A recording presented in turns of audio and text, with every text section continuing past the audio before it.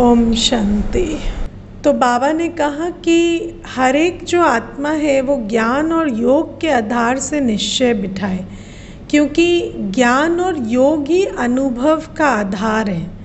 जब तक हम ज्ञान नहीं समझेंगे और उस ज्ञान को कर्म में नहीं लाएंगे या योग नहीं करेंगे, तब तक हमारे को कोई अनुभव नहीं होगा, और जब अनुभव ही नहीं होगा तो निश्चय किस आधार से होगा। तो बाबा ने कहा ज्ञान और योग से निश्चय बैठता है। आपको ये अनुभव है कि हमें ज्ञान और योग से निश्चय बैठता है।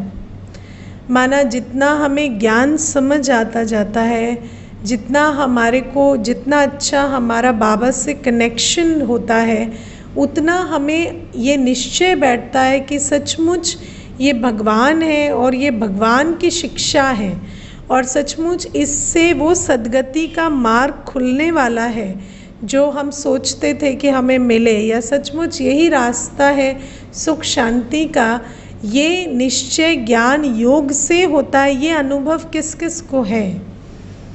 हाँ, समझ आता है कि जितना हम ज्ञान में रहते, जितना हम योग में रहते, तो ये निश्चय पक्का होता जाता है। And have you felt the increasing intensity कि जैसे जैसे जितना हम ज्ञान योग तपस्या में रहते, उतना हमारा निश्चय पक्का होता जाता। तो बाबा कहते ये जो निश्चय है इसका आधार ज्ञान योग है। कोई साक्षात्कार से हमें निश्चय नहीं होता, और निश्चय कोई ऐसे ही भी नहीं हो जाता है ना, ज्ञान योग से ही निश्चय होता जितना आत्मा। क्योंकि अगर कभी कभी ऐसे भी बच्चे कहते हैं ना, हमें पता है ये बाबा है, या बाबा कहते हैं ना ये तो सब गपोड़े हैं। ऐसा नहीं है कि हम बाबा के हैं ही या हमें पता है बाबा है, नहीं। जितना हम ज्ञान समझते, योग लगाते, उतना हमें निश्चय होता। और बाबा ने आज कहा ना कि उन सत्संगों में तो जाएंगे तो शरीर देखेंगे, शास्त्र याद करके सुनाते हैं, यहाँ तो बुद्धि से आत्मा जानती है ना। यहाँ कोई कानों से सुनने की सिर्फ बात नहीं है, बुद्धि से फिर आत्मा पहचानती है कि ये मेरा वही बाबा है। और कैसे पहचानती? बुद्धि के आधार से पहचानती है। और वो बुद्धि जो है वो पावरफुल कैसे बनती? जितना उस बुद्धि में ज्ञान समाता, जितना वो बुद्धि बाबा के साथ जुड़ती, उतना उस बुद्धि में वो रिकग्निशन की पावर आती है ना। क्योंकि आत्मा के अंदर या बुद्धि के अंदर शक्ति है सत्य असत्य को पहचानने की, लेकिन वो बुद्धि पावरफुल कब बनती? जब ज्ञान योग में रहती, जब बाबा ज्ञान सागर के साथ, पवित्रता के सागर के साथ बुद्धि जुड़ती, तो उस बुद्धि के अंदर वो पहचान आती, वो स्मृति आती कि ये वही बाबा है, मैं वही बच्ची हूँ 5000 साल पहले वाली, है ना। आज बाबा ने ये बात मुरली में बताई। तो और बाबा ने कहा सभी का पाठ निश्चित है, मेरा भी पाठ निश्चित है, और मैं जो भी कुछ करता हूँ ड्रामा अनुसार करता हूँ। अब ड्रामा का जो फ्लिप साइड है वो कर्म है ना। कर्म के बिना ड्रामा नहीं होता, और ड्रामा अनुसार फिर कर्म होता है। दोनों बातें हैं, है ना। तो ड्रामा और कर्म को हम सेपरेट नहीं कर सकते। तो बाबा कहते जो तुमने नूंद है, माना क्या नूंद कैसे होती है? जो हमने पीछे कर्म किया उसके हिसाब से साक्षात्कार हमें डिज़र्व होता है, तो बाबा साक्षात्कार कराता है। जो बाबा कहता है कि नौधा भक्ति की भावना रखी तो मैं साक्षात्कार कराता हूँ, उस हिसाब से ड्रामा में नूंद है ना। और बाबा कहते कि तुम इन आँखों से बाबा को नहीं देख सकते, तुम्हें योग लगाना होता है ना। तो बाबा को याद के आधार से देखना होता है, अपने को आत्मा समझ बाबा को याद करना है। और बाबा ने आज कर्म अकर्म विकर्म की गति भी, बाबा ने कहा कि मैं तुम्हें कर्म अकर्म विकर्म की गति समझाने वाला हूँ। अब ये जो कर्म अकर्म विकर्म है, ये क्या चीज़ है, इसको हम थोड़ा सा आज लेते हैं। क्या होता है ये कर्म अकर्म विकर्म? कौन समझाएंगे? हाँ बहन जी बोलिए, स्वराज बहन जी। हाँ, सतयुग में अकर्म होते हैं, द्वापर में विकर्म, और कलयुग में सुकर्म। कलयुग में नहीं, संगम युग में। में। हाँ, क्योंकि बाबा आता है तो सुकर्म होते हैं, है ना, सुकर्म। है ना। तो ये क्या, तो ये तो समय के हिसाब से, राइट। देखो, टाइम और कर्म का कनेक्शन है।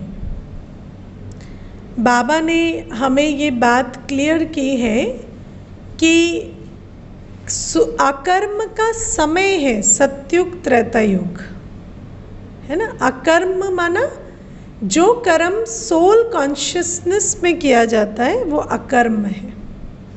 तो अकर्म का समय है सतयुग और त्रेता युग, क्योंकि उस समय आत्मा सोल कॉन्शियस है। फिर हम बॉडी कॉन्शियस जब बनते हैं, जब हम द्वापर युग से कलयुग तक की जर्नी करते और बॉडी कॉन्शियस बनते, तो उस समय हम चाहे अपनी हिसाब से सोचें कि हम बहुत अच्छा कर्म कर रहे हैं, पर बाबा कहते उस समय क्योंकि हम बॉडी कॉन्शियस हैं तो विकर्म ही बनते हैं, राइट, विकर्म ही बनते हैं। और फिर बाबा जब आता तो बाबा कहते कर्म योग करो, माना मेरी याद में कर्म करो। तो इसको हम कहेंगे सुप्रीम सोल कॉन्शियसनेस में कर्म, बाबा की याद में कर्म। तो ये होता है सुकर्म। अब बाबा की याद में कर्म मतलब क्या होता है? बाबा की याद में कर्म मतलब कोई ऐसा नहीं कि हम बुद्धि में बल्ब जल रहा है कि बाबा एक बल्ब लाइट है या लेज़र लाइट है, और फिर वो बुद्धि में वो बल्ब को होल्ड करके हम कर्म किए जा रहे हैं। दैट इज़ नॉट बाबा की याद में कर्म। देखो, जब आप अपने टीचर को याद करते हो, बाबा हमारे को, आज बाबा ने मुरली में ये भी कहा ना कि मैं तुम्हें, बाबा ने कहा बाप, टीचर और गुरु तीनों से शिक्षा मिलती है ना। बाबा हमसे बाप के रूप में भी बात करते हैं, बाबा हमसे टीचर के रूप में भी बात करते हैं, और बाबा हमसे सतगुरु रूप में भी बात करते हैं। तो जब हम बाबा को याद करते हैं तो बाबा को हम कोई देखते नहीं हैं, राइट। हम बाबा को अगर किसी ने साकार में भी देखा तो ब्रह्मा बाबा के तन को देखा, कोई बाबा को तो देखा नहीं इन आँखों से, है ना। तो बाबा को हम देखते नहीं हैं, बाबा को हम सुनते हैं। बाबा को हम सुनते हैं, समझते हैं, पहचानते हैं, कनेक्ट करते हैं। तो जब हम बाबा को याद करते हैं तो बाबा की बातों को याद ना करें ऐसा नहीं हो सकता, है ना। इसीलिए दो शब्द आते, योग युक्त और युक्ति युक्त। माना जब हम योग युक्त हैं तो ऐसा नहीं हो सकता कि हमारी बुद्धि में ज्ञान ना हो, राइट, क्योंकि हम किससे योग लगा रहे हैं? ज्ञान सागर से योग लगा रहे हैं ना। तो जब ज्ञान सागर से बुद्धि जुड़ी हुई है तो ऐसा हो सकता है कि ज्ञान सागर से बुद्धि जुड़ी हुई और ज्ञान ही याद नहीं है। आप अपने केमिस्ट्री टीचर को याद करेंगे तो केमिस्ट्री याद आएगी ना, है ना। मुझे याद है कि जब हम अपने स्कूल में अपने टीचर्स को याद करते थे तो वो हमें बोर्ड पे कुछ ना कुछ लिखते हुए ही नज़र आते थे, है ना, या कुछ बोल रहे हैं वही याद आएगा। तो you can not separate the act and the actor ना। तो वो तो जो जिस रोल में हमने बाबा को देखा है उसी को हम याद करेंगे। तो जब हम बाबा को याद करते हैं तो बाबा की याद में कर्म करना मतलब बाबा जो ज्ञान का सागर है, बाबा जो प्रेम का सागर है, बाबा जो सुख का सागर है, बाबा जो पवित्रता का सागर है, उससे मेरी बुद्धि जुड़ी हुई है। तो मेरी बुद्धि में ज्ञान होगा, मेरा मन पवित्र होगा, शांत होगा, प्रेम स्वरूप होगा, राइट। और ऐसी अवस्था में जो कर्म किया जाएगा वो सुकर्म बनेगा, ठीक है। और बाकी जिन भी अवस्था में हम कर्म करते हैं वो क्या बनता है? विकर्म बनता है। अब आप देखो, दुनिया में हम पहले इस रहस्य को नहीं जानते थे। जैसे मैं नॉर्मली किसी से बात कर रही हूँ या कोई कर्म कर रही हूँ तो पता थोड़ी चलता है कि हम बॉडी कॉन्शियस हैं। बॉडी कॉन्शियसनेस पता चलती है। कहते हैं बॉडी कॉन्शियसनेस कैसी है पता है, जैसे आपके सर के पीछे ये हिस्सा है ना, इसको ब्लाइंड स्पॉट कहते हैं। तो सारी दुनिया इसे देख सकती है लेकिन आप नहीं देख सकते। तो ऐसे ही हमारा जो देह अभिमान है वो सबको दिखाई देता है, बस हमें नहीं दिखाई देता, राइट है ना। तो ये जो देह अभिमान है जिसमें हम कर्म करते हैं, ये हमें कभी पता नहीं लगता था कि हम देह अभिमान में कर्म करते हैं, या मेरे अंदर कोई मैंपन या मेरेपन का भाव है जिससे मैं कर्म कर रही हूँ। ये बात हमें ज्ञान से पहले नहीं पता थी। और दूसरा है बॉडी कॉन्शियसनेस में हर कर्म रिएक्शन होता है। All our actions are basically reactions. ठीक है, इसको हम थोड़ा सा आज समझेंगे कि how all our karmas, all our actions are basically reactions. जैसे मैं आपको कहूँगी कि आप सुबह क्यों उठते हैं, ठीक है। तो जब हम बाबा के पास आए तो अब तो हम बाबा से मिलने के लिए उठते हैं, लेकिन पहले हम क्यों उठते थे? तो कोई कहेगा मैं बच्चे का लंच टिफ़िन बनाने के लिए उठता हूँ, या मैं पति तैयार होंगे तो उनके लिए उठता हूँ, या कोई कहेगा मैं ऑफिस जाने के लिए उठता हूँ, या मैं इस काम के लिए उठता हूँ। तो बेसिकली हम जो भी कर रहे हैं उसका कॉज बाहर है ना। We are doing it because of something that is outside. कोई काम है जो मुझे पुकार रहा है, कोई व्यक्ति है जो जिसके लिए मुझे कुछ करना है, या शरीर है जिसके लिए मुझे योगा करना है। तो मैं किसके लिए उठ रही हूँ? मैं शरीर के लिए उठ रही हूँ, मैं संबंध के लिए उठ रही हूँ, मैं काम के लिए उठ रही हूँ, राइट। इवन एक छोटा सा एक्ट उठने का भी हम किस लिए करते हैं? दूसरे के कारण। It is something outside that is propelling me to do it, right. अब क्या है, अगर ऐसा है तो फिर मैं उसके बंधन में बंध गई ना, राइट। जैसे कल मेरी तबीयत खराब है और मुझे योगा नहीं करना है, तो मेरा टाइम टेबल सेम रहेगा?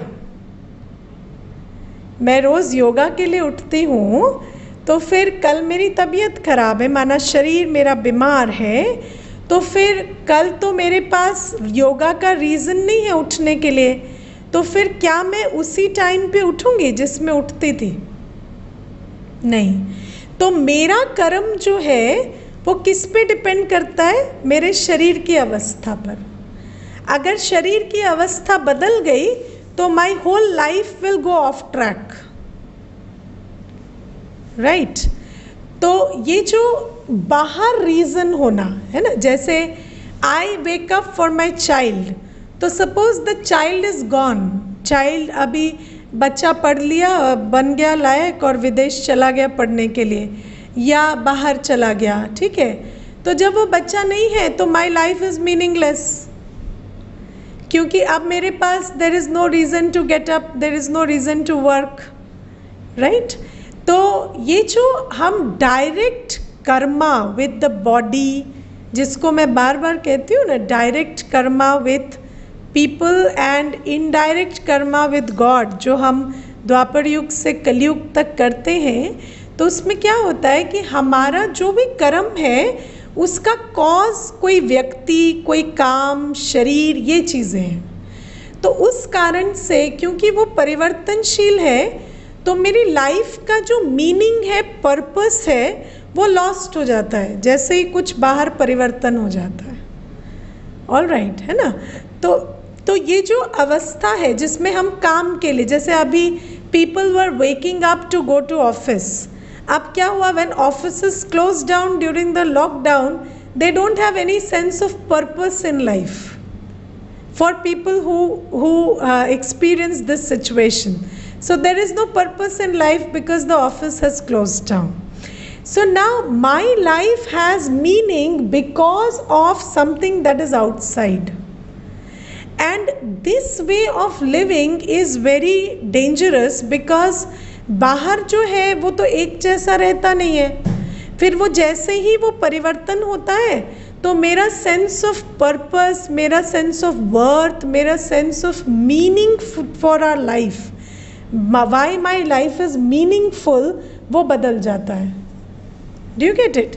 तो वो जो sense of worth, value and meaning in life है, that depends on an external source, और जैसे ही वो बदलता है तो I lose my sense of meaning and purpose for my life.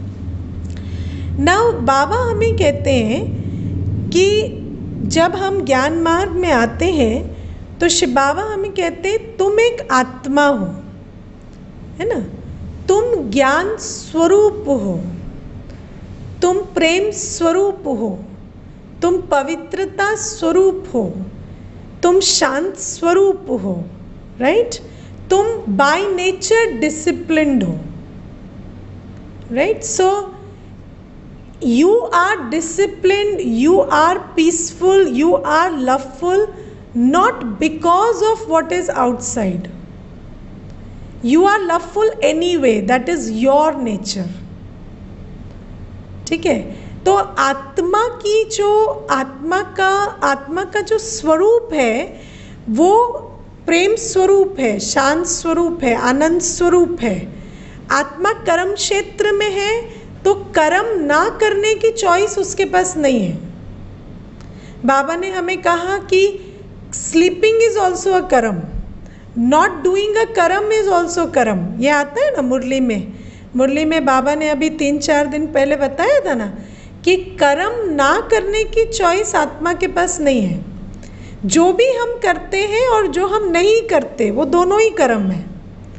नहीं करना भी कर्म है और करना भी कर्म है, क्योंकि हम एक चीज़ नहीं करते तो हम दूसरी करते हैं. हम कर्म क्षेत्र पे बैठे हैं ना, तो ऐसा तो नहीं हो सकता कि हम कुछ ना करें क्योंकि अगर मैं खाना नहीं पका रही हूँ तो मैं सो रही हूँ, अगर मैं मीठा नहीं बोल रही तो मैं चुप रह रही हूँ.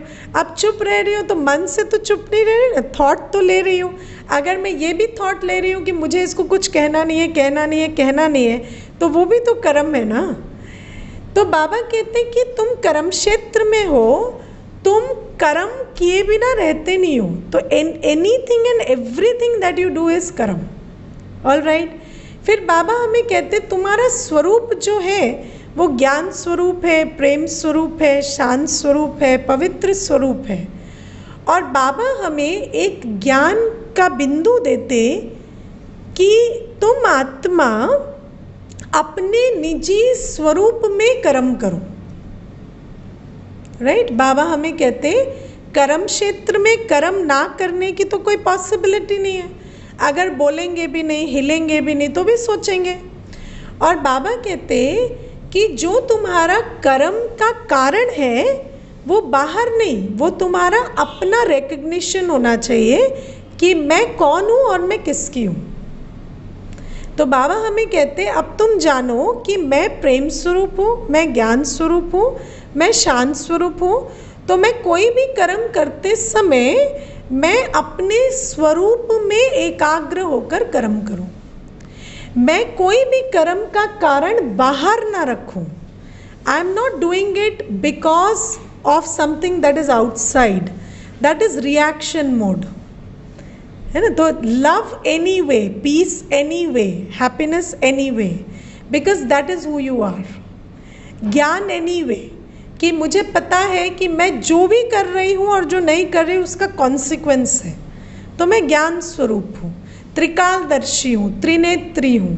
तो मुझे पता है कि ये आत्मा है सामने, इसका संस्कार है. मुझे पता है मैं जो करूँगी वो रिएक्शन में करूँगी तो मुझे उसका फल मिलेगा, राइट?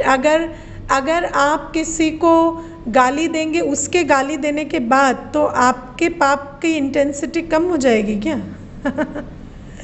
तो according to the law of karma, your karma is your karma, whether you do it in action और you do it in reaction. तो बाबा ने हमें ज्ञान स्वरूप बनाया है कि मेरा कर्म का फल मुझे मिलेगा, बाबा ने हमें अपने स्वरूप का परिचय दिया है कि तुम शांत स्वरूप हो, तुम प्रेम स्वरूप हो, तुम पवित्र स्वरूप हो, तुम मेरी प्रिय संतान हो, है ना। मैं सर्वगुणों का, सर्वशक्तियों का सागर हूँ, तुम मेरी संतान हो। तो अब जब हम बाबा के बनते हैं तो बाबा की याद में कर्म करना माना बाबा ने जो रचता और रचना का ज्ञान दिया है उसके स्वरूप में स्थित होकर कर्म करना, राइट। बाबा की याद में कर्म करना माना बाबा ने जो हमें रचता और रचना का ज्ञान दिया है उसके स्वरूप में स्थित होकर कर्म करना, श्रीमत पर कर्म करना। Got it. श्रीमत क्या कहती है कि तुम ये देह नहीं हो, इस संबंध नहीं हो, तुम एक आत्मा हो, तुम अपने स्वरूप के हिसाब से कर्म करो। Don't do it because what is happening outside, do it because you are peaceful, you are loveful, you are knowledgeful. Got it? तो जब हम बाबा के बनते हैं और बाबा से हम ज्ञान प्राप्त करते, गुण प्राप्त करते, शक्ति प्राप्त करते, तो उस ज्ञान स्वरूप, गुण स्वरूप, शक्ति स्वरूप अवस्था में जब हम कर्म करते तो वो कर्म एक न्यू साइकिल को जन्म देते। इस सृष्टि में एक विशियस साइकिल चल रहा है। What is that vicious cycle? एक व्यक्ति क्रोध करता है, वो क्रोध का सीन दूसरी आत्मा के अंदर के क्रोध को ट्रिगर करता है, फिर वो सीन तीसरी आत्मा के क्रोध को ट्रिगर करता है, क्रोध को ट्रिगर करता है, ईगो को ट्रिगर करती है ना। आप बहुत ह्यूमिलिटी से कहीं गए, राइट, आपको पता है कि मैं आत्मा हूँ, मैं वाइट पहना हूँ, मेरी क्वालिटी है सरलता, सादगी, सिंप्लिसिटी, ऑल राइट, सच्चाई, सफाई और सादगी। दादी हमें 3 बातें सिखाती हैं। तो ठीक है, मैंने समझा कि मुझे सच्चाई, सफाई और सादगी में रहना है। आप गए, फिर आपको किसी ने घुसते ही कह दिया आपके पास कपड़े नहीं है क्या ढंग के, ठीक है।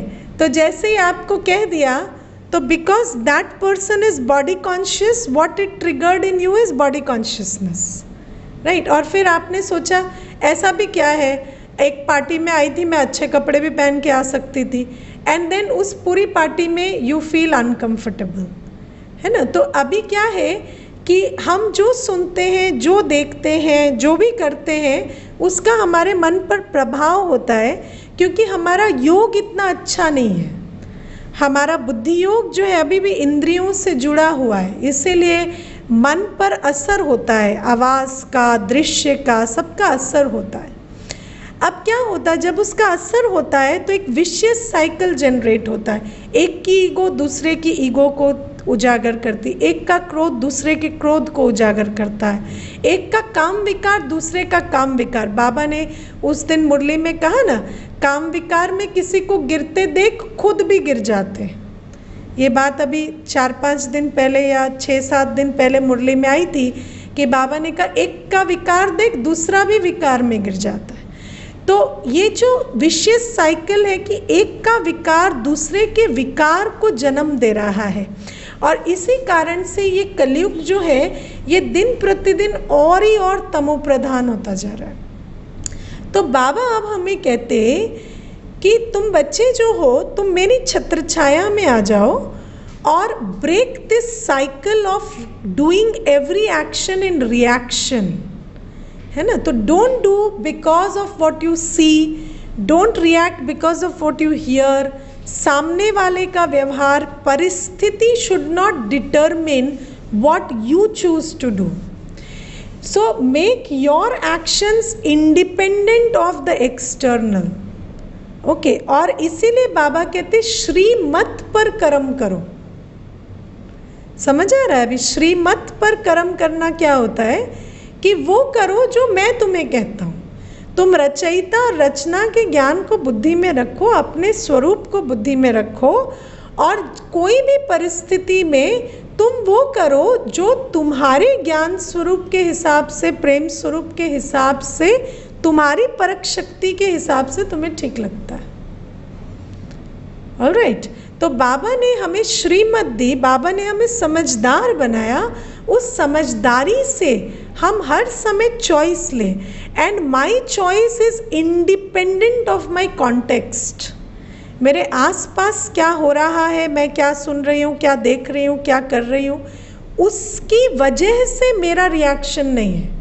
I respond the way I am. So what I hear doesn't decide what I do, what I see doesn't decide what I do, who I am decides what I do. Got it? तो जब हम ये करने लगते हैं तो इससे क्या होता है, इससे एक वर्चुअस साइकिल जनरेट होता है। क्योंकि सपोज आपको कोई गाली दे रहा है, अब वो आपको गाली दे रहा है, पर आपको पता है बाबा ने हमें गाली देने वाले के लिए क्या बताया है, क्या श्रीमत दी है। अभी आई थी ना 3-4 दिन पहले मुरली में, क्या श्रीमत दी है बाबा ने, गाली देने वाले को क्या करना है, एक कान से सुन दूसरे कान से निकाल दो। और कोई मार पिटाई करता है तो बाबा ने क्या कहा, उस पर फूल चढ़ाओ। हाँ, उस पर फूल चढ़ाओ, राइट।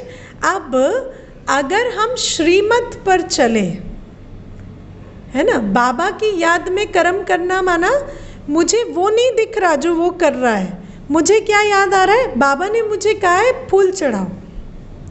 ये होता है बुद्धि योग। यदि मेरा बुद्धि योग उस आत्मा के साथ नहीं है, मेरा बुद्धि योग बाबा के साथ है, तो मुझे उस समय क्या सूझेगा, मेरा बाबा कहता है फूल चढ़ाओ, तो आप फूल चढ़ाते हो, तो सामने वाला क्या करेगा, कितनी देर गाली देगा, है ना, थोड़ी देर तो वो अपनी गाली के वॉल्यूम को बढ़ाएगा, because they want you to react, right, but then after some time they give up. मैं आपको इसका एक एग्जाम्पल देती हूँ।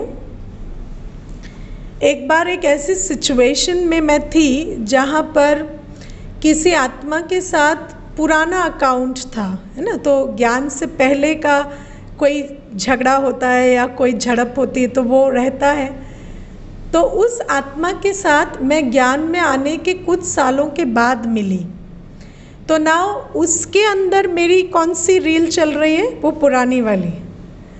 So now that person is coming from that place.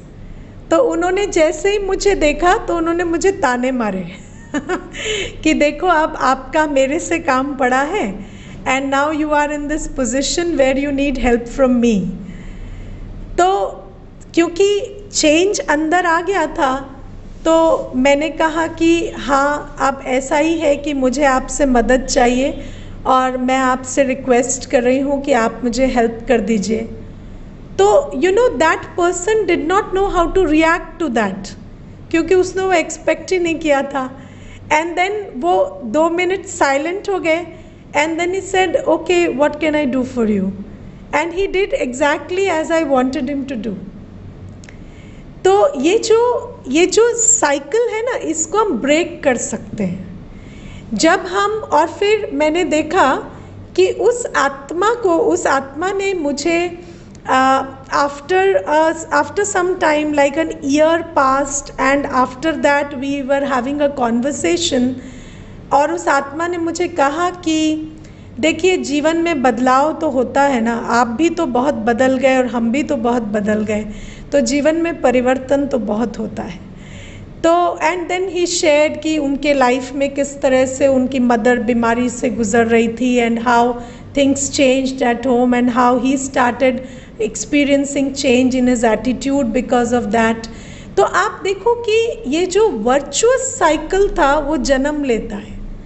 When you stop reacting to what is happening outside and you introduce a new element, लेकिन वो कब होगा, जब हम योग युक्त होंगे, क्योंकि योग से, जिससे हमारा योग होता है, उसकी स्थिति हमारी स्थिति बनती है।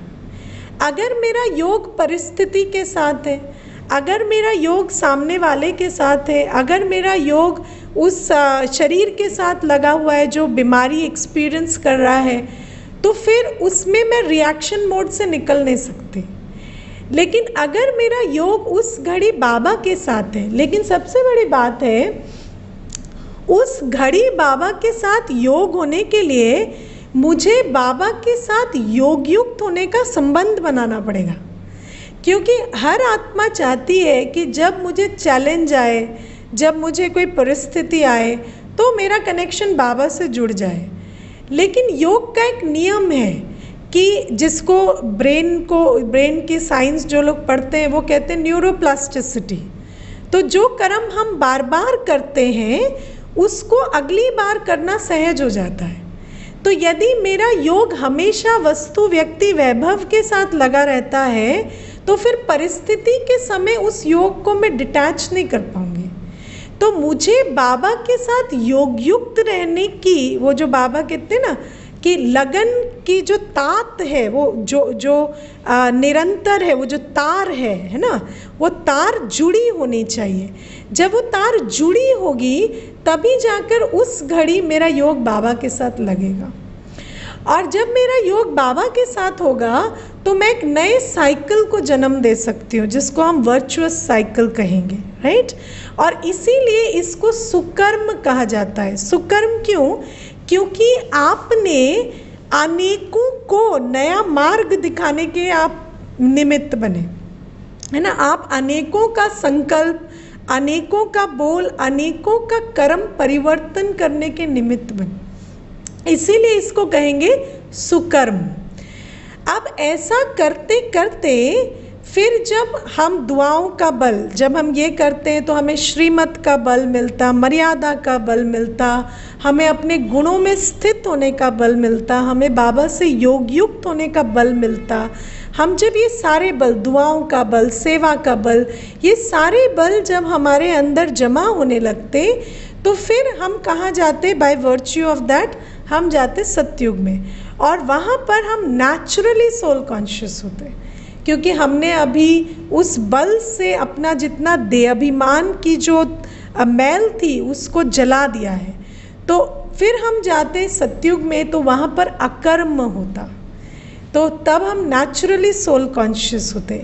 लेकिन इस समय पर हम नेचुरली सोल कॉन्शियस नहीं हो सकते, हम बाबा की याद में रहकर कर्म करते हैं तो वो सुकर्म बनता है। और बाबा की याद आज समझ में आई ना?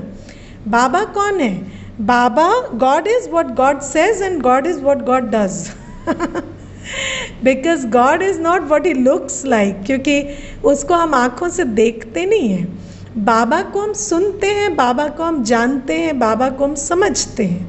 और वो जो समझ है, वो जो बाबा के गुण है, बाबा का ज्ञान है, उससे हमें बुद्धि योग लगाना होता है। और जब हम उन ज्ञान, गुणों और शक्तियों का स्वरूप बनकर कर्म करते हैं तो फिर हमारा कर्म जो है वो बाबा, वो independent of circumstances and in connection with Baba बनता है। This is sukarma. अब समझ आया? कर्म, अकर्म, विकर्म की गति। ओके, एक और प्रश्न जो आया था उसको मैं आंसर कर देती हूँ बिफोर वी फिनिश। तो एक प्रश्न है कि जैसे बाबा हमें वरदान देते हैं रोज़, है ना। अब वो जो वरदान है, रोज़ हमें वरदान मिलते हैं, फिर इतने वरदान लेने के बाद भी आत्मा कहती है मेरे अंदर परिवर्तन नहीं आ रहा। है ना। तो बाबा हमें जो वरदान देते हैं वो तथास्तु टाइप का वरदान नहीं होता। तथास्तु टाइप वरदान क्या, जा बच्चा तेरा कल्याण हो। दैट इज़ नॉट द वरदान। क्योंकि बाबा कौन है? बाबा है अकर्ता अभोक्ता। ठीक है, बाबा के दो टाइटल्स हैं, अकर्ता अभोक्ता और करण करावनहार। और बाबा ने आज की मुरली में भी स्पष्ट किया कि मेरी कृपा, मेरा आशीर्वाद और मेरा प्रेम, इन तीनों का स्वरूप है मेरा ज्ञान। और बाबा की कृपा, आशीर्वाद को आत्मा को यूज करना पड़ता है। बाबा हमें ज्ञान देते हैं, उस ज्ञान को हमें यूज कर उसका जो बल है, उसका जो फल है वो प्राप्त करना पड़ता है। इसीलिए बाबा के वरदानों में दो हिस्से होते हैं हमेशा। ऐसा करो तो ऐसा पाओगे। बाबा के वरदान ऐसे नहीं होते तथास्तु वाले कि आज से ये हो जाएगा या तुम्हारे लाइफ में मिरेकल हो जाएंगे या कुछ ऐसा हो जाएगा। बाबा के वरदान होते हैं ऐसा करिए और ऐसा मिलेगा। जैसे आज के वरदान में बाबा ने कहा, शुभ चिंतन द्वारा ज्ञान सागर में समाने वाले अतीन्द्रिय सुख के अनुभवी भव। तो हर एक को अतीन्द्रिय सुख का अनुभवी बनना है। तो बाबा ने उसकी विधि क्या बताई हमें कि शुभ चिंतन चलाओ और शुभ चिंतन के सहारे ज्ञान सागर में हमेशा समाये रहो, तो अतीन्द्रिय सुख के अनुभव मिलते रहेंगे, राइट। और इसीलिए बाबा का जो नियम है वो रिद्धि सिद्धि नहीं है, माना तुम तपस्या किए और मैंने तुम्हें आकर हाथ उठाकर एक वरदान दे दिया, वो नहीं है। बाबा ने हमें कहा विधि से सिद्धि। तो मैं तुम्हें विधि बताऊंगा, उस विधि को कार्य में स्वयं लगाना है और फिर उसकी सिद्धि को प्राप्त करना है। तो इसीलिए गुरु के वरदान में और सतगुरु के वरदान में बहुत अंतर होता है, क्योंकि गुरु का वरदान तो वैसे फलीभूत नहीं होता, क्योंकि कर्म की गति के ऊपर तो कोई भी नहीं जा सकता। और बाबा आज मुरली में इसीलिए बार बार कहते हैं कि मैं भी ड्रामा में बंधायमान हूँ, माना यदि आप कर्म नहीं करेंगे तो मैं भी उसका कुछ नहीं कर सकता, है ना। यदि आपने पीछे उतनी भक्ति नहीं की है तो मेरा ज्ञान प्राप्त नहीं हो सकता। यदि ज्ञान मिला पर उस ज्ञान पर चले नहीं तो उसका भी बल और फल नहीं मिल सकता। तो इसीलिए बाबा कहते हैं मैं और ड्रामा या मैं और कर्म, क्योंकि ड्रामा का फ्लिप साइड कर्म है, तो हम इकट्ठे चलते हैं। मैं खुद को भी ड्रामा और कर्म से अलग नहीं कर सकता। ओके।